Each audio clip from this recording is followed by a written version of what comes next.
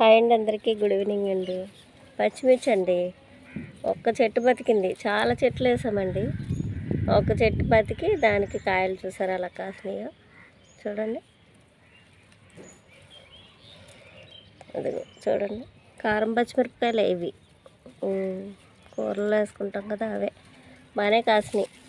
ఈ చెట్టుకి వెనకాల కాదండి, ఇది వెనక్కు ఉండేది, అది ముందుకు ఉండేది. తర్వాత జరపడంలో అది ముందుకి ఇది వెనక్కి అయిపోయినట్టు అయిపోయింది. ఇది ముందుకి అది వెనక్కి అయిపోయింది. కానీ ఇలాగే అన్ని చెట్లలోని పెట్టామండి. ఇందులో పెట్టాము, ఇందులో పెట్టాము, అన్నిటిలోని పెట్టాము, కానీ బతకలేదు. అదొక్కటి బతికింది. బతికి ఇప్పుడు కాయలు కాసింది. ఎన్నో ఉన్నట్టున్నాయండి కాయలు, బాగానే ఉన్నాయి.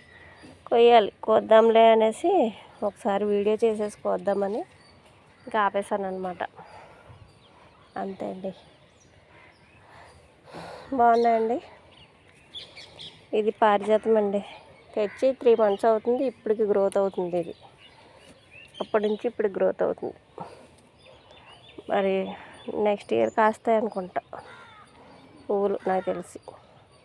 చాయ్ అండి, చాయ్ కాదు, కాఫీ తాగుతారా? రెగ్యులర్గా తాగను, కానీ 3 daysకి ఒకసారి అలా ఎప్పుడైనా హెడేక్గా ఉన్నప్పుడు ఒక్కొక్కసారి తాగుతుంటాను అంతే. టీ కాఫీలు మానేసి చాలా రోజులు అయిందండి. ఆ పచ్చిమిరపకాయలు చూపిద్దాం మీకు అనేసి చేశాను వీడియో. ఓకేనండి, బాయ్ అండి.